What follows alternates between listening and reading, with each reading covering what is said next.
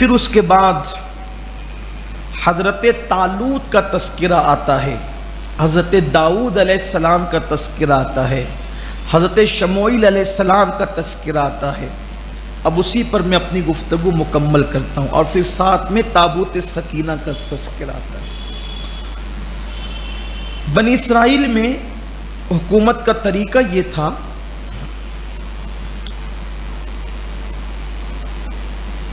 کہ جو یہودا کی اولاد ہوا کرتی تھی، یہودا یہ یعقوب علیہ السلام کا بیٹا تھا یہودا، تو اس کی جو اولاد ہوا کرتی تھی تو اس کی نسل سے بادشاہ ہوتے تھے، بادشاہ لوگ ہوا کرتے تھے۔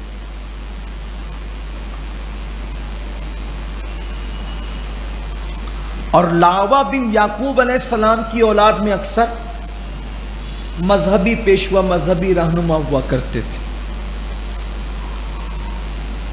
تو اس وقت دور چل رہا تھا حضرت شموئیل علیہ السلام کا، تو ان کے پاس کچھ لوگ آئے اور کہنے لگے کہ حضور ہمارے پاس جو ہے وہ کوئی بادشاہ نہیں ہے، تو آپ ایک کام کیجئے کہ کسی بادشاہ کا تقرر فرما دیجئے۔ تو حضرت شموئیل علیہ السلام نے، یہ حضرت طالوت جو تھے یہ بڑے نیک آدمی تھے بنی اسرائیل میں اس دور میں، ان کو طالوت اس لیے کہا گیا ہے کہ ان کا قد بہت اونچا تھا اور بڑے جسمانی اعتبار سے فٹ، مضبوط، طاقتور تھے، بہت مضبوط تھے، لیکن یہ غریب اور مفلس تھے۔ بکریاں چراتے تھے اور جو بکریاں ذبح کی جاتی تھی تو اس کا چمڑا پکا کر اپنا کاروبار کرتے تھے۔ تو حضرت شموئیل علیہ السلام نے فرمایا کہ تمہارا بادشاہ طالوت ہوگا۔ اب وہ بنی اسرائیل تو آپ نے کل سنا کہ یہ بڑی بحث کرنے والی قوم تھی، کہا کہ یہ تو غریب ہے، یہ تو مفلس ہے، کیسے ہوگا؟ آپ نے فرمایا یہ جسمانی اعتبار سے مضبوط آدمی، بادشاہ کے لیے جسم مضبوط چاہیے نا، ورنہ وہ لڑے گا کیسے، جنگ کیسے کرے گا، اپنے ملک کی حفاظت کیسے کرے گا؟ تو یہ جسمانی اعتبار سے مضبوط آدمی، اور دوسرا یہ علم والا آدمی، علم بھی اس کے پاس ہے، مضبوط جسم بھی اس کے پاس ہے، اس لیے تمہارا بادشاہ ہوگا۔ تو ان لوگوں نے کہا ہم اس کو کیسے بادشاہ مان لیتے؟ کہا اچھا ایک کام کرو کہ اگر تابوت سکینہ آ جاتا ہے تو تب تو تم مان لو گے نا، تم اس کو اپنا بادشاہ مان لو گے نا؟ کہاں؟ ہوا یہ تھا، یہ تابوت سکینہ کیا ہے اس کا ذکر آج آپ نے تراویح میں سنا ہے۔ تابوت سکینہ یہ شمشاد کی لکڑی کا ایک صندوق تھا، شمشاد کی ایک لکڑی تھی، اس کا صندوق تھا، اور یہ اللہ تعالیٰ نے آدم علیہ السلام پہ نازل فرمایا تھا تابوت سکینہ۔ اس میں بہت ساری چیزیں تھی، پھر وہ آدم علیہ السلام اس کو اپنے پاس رکھتے تھے، پھر بعد میں نسلاً بعد نسلیں بطور وراثت وہ آگے بڑھا، اور پھر موسیٰ علیہ السلام کے پاس آیا، اور پھر بنی اسرائیل کو وہ آگے بڑھتا گیا۔ تو اس تابوت کی، اس صندوق کی خصوصیت یہ تھی کہ اس میں انبیاء کرام کی تصویریں رکھی ہوئی تھی، ان کی شبیہ اس تابوت کے اندر تھی۔ پھر اسی طریقے سے اس کے اندر ہارون علیہ السلام کے کچھ تبرکات تھے، موسیٰ علیہ السلام کے کچھ تبرکات تھے، من و سلوہ کا کچھ حصہ تھا، اسی طریقے سے آدم علیہ السلام کے کچھ تبرکات تھے، انبیاء کے تبرکات اس میں تھے۔ تو بنی اسرائیل کو اگر کوئی مقدمہ پیش آتا تو وہ اس تابوت سکینہ کے پاس جاتے اور اس سے کہتے کہ مسئلہ حل کرو، تو اس سے آواز آتی اور وہ جس کے حق میں فیصلہ کر دیتا مان جاتا۔ جب یہ بنی اسرائیل جنگ پر جاتے تو اس کے وسیلے سے وہ دعا کرتے تو ان کو جنگ میں کامیابی ملتی،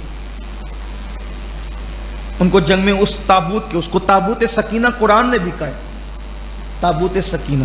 اب یہاں پر ایک بات ہمیں سمجھنے کی ضرورت ہے کہ جس صندوق کے اندر ابراہیم علیہ السلام کے تبرکات ہو، موسیٰ علیہ السلام کے، ہارون علیہ السلام کے، آدم علیہ السلام کے تبرکات ہو، اس صندوق کی یہ شان ہے تو جس میں مصطفیٰ جان رحمت کے تبرکات، حضور کے موئے مبارک شریف ہو، حضور کا لباس شریف ہو، حضور کا پیرہن شریف ہو، کہ کتنی عظیم چیز ہوگی نا اس کی شان ہی جب تابوت سکینہ میں اور انبیاء کے تبرکات ہیں، اس کی برکتیں یہ ہے کہ اس کی برکتوں سے وہ دعا کر کے جنگ جیتتے تھے. تو حضور علیہ السلام کے موئے مبارک شریف جو صرف تبرک ہی نہیں ہے بلکہ حضور کے جسم اقدس کا، حضور علیہ السلام کے جسم اقدس کا حصہ ہے، جز ہے، جز حضور علیہ السلام. موئے مبارک شریف اتنی بڑی نعمت ہے الحمدللہ.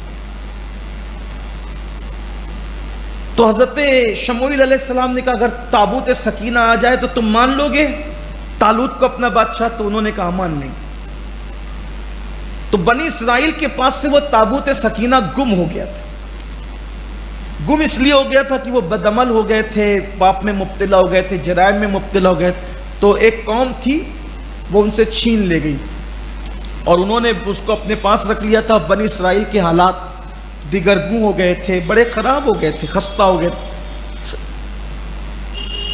پھر وہ قوم جس نے تابوت سکینہ کی بے ادبی کی تو ان کو بھی بیماریاں، تباہی، بربادی ہو گئی. تو ان کو ایک دن احساس ہوا کہ یار یہ تابوت کی ہم نے بے حرمتی کی ہے تو یہ بڑے مسائل ہو رہے ہیں. تو انہوں نے ایک بیل گاڑی پر وہ تابوت رکھ دیا اور تابوت رکھ کر کے بیل گاڑی کو ہانک دیا. اور 4 فرشتے وہ تابوت سکینہ کو، وہ بیل گاڑی کو صحیح راستے پہ چلاتے ہوئے لائے اور ادھر طالوت کی بادشاہت کا فیصلہ ہو رہا تھا اور تابوت سکینہ بھی آ گیا. تو لوگوں نے حضرت طالوت کو مفلسی اور غربت کے باوجود بادشاہ تسلیم کر لیا، مان لیا. تو ایک بادشاہ تھا بڑا ظالم و جابر تھا، اس کا نام تھا جالوت. وہ بڑا شیطان صفت آدمی تھا، بہت ظلم کرتا تھا، لوگوں پہ زیادتی کرتا تھا، کمزوروں کو ستاتا تھا. تو پھر یہ ہوا کہ جناب طالوت جو ہیں انہوں نے اعلان کیا کہ بھئی ہم اس سے لڑیں گے اور جہاد کریں گے اس سے اور اس کو کیفر کردار تک پہنچائیں گے. کہتے ہیں کہ جو جالوت تھا تو وہ 300 رتل کی کلو کی ٹوپی، 300 رتل وزنی ٹوپی، 300 رتل وزنی ٹوپی وہ اپنے سر پہ رکھتا تھا، لوہے کی. 300 رتل وزن کی لوہے کی ٹوپی اپنے سر پہ اڑتا تھا جب وہ جنگ میں آتا تھا. اس کو مارنا آسان نہیں تھا. تو طالوت نے اعلان کیا کہ اگر کوئی جالوت کو قتل کر دے گا تو میں اپنی بیٹی کا یعنی شہزادی کا نکاح اس کے ساتھ کر دوں. ان دنوں حضرت داؤد علیہ السلام ابتدائی جوانی میں تھے، جوانی کی شروعات تھی. تو جب جہاد کا اعلان ہوا تو حضرت داؤد علیہ السلام وہ بھی بظاہر بڑی غربت میں، مفلسی میں زندگی گزار رہے تھے. ظاہری طور پہ بکریاں چلاتے تھے اور اپنا گزر بسر کرتے تھے. تو حضرت داؤد علیہ السلام نے سوچا کہ میں بھی جاؤں گا جہاد میں. تو داؤد علیہ السلام ابھی ابتدائی عمر میں تھے، جوانی میں تھے. آپ گھر سے نکلے تو آپ نے ایک پتھر سے آواز سنی، داؤد مجھے ساتھ لے لو. میں وہی پتھر ہوں جو موسیٰ علیہ السلام کی امانت تھا. آپ نے اس کو اٹھا لیا. پھر آگے بڑھے تو دوسرے پتھر سے آواز آئی، داؤد مجھے ساتھ لے لو، میں ہارون علیہ السلام کی امانت میں تھا، میں ان کی امانت ہوں، مجھے ساتھ لے لو. پھر اور آگے بڑھے تو ایک پتھر سے آواز آئی، داؤد مجھے بھی ساتھ لے لو، میں قاتل ہوں جالوت کا قاتل ہوں، مجھے ساتھ لے لو، میں تمہارے کام آؤں.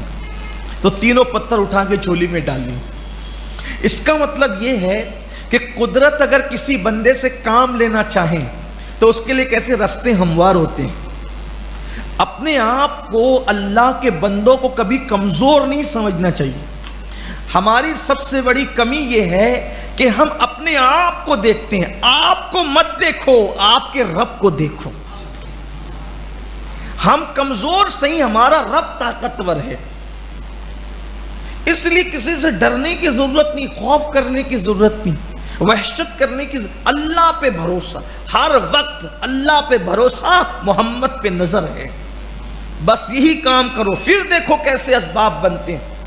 کوئی کچھ نہیں ہے اس دنیا کے اندر، کسی کوئی حیثیت نہیں ہے، اللہ کی طاقت پہ بھروسہ کرو، حضور پہ نظر رکھو، پھر دیکھو ہر ظالم کو تم کیفر کردار تک پہنچا سکتے ہو۔ اور ظلم کی آندھی بہت دیر تک نہیں ٹک سکتی، ظلم کا طوفان بہت دیر تک نہیں رہ سکتا، ظلم ایک دن مٹنے کے لیے ہے۔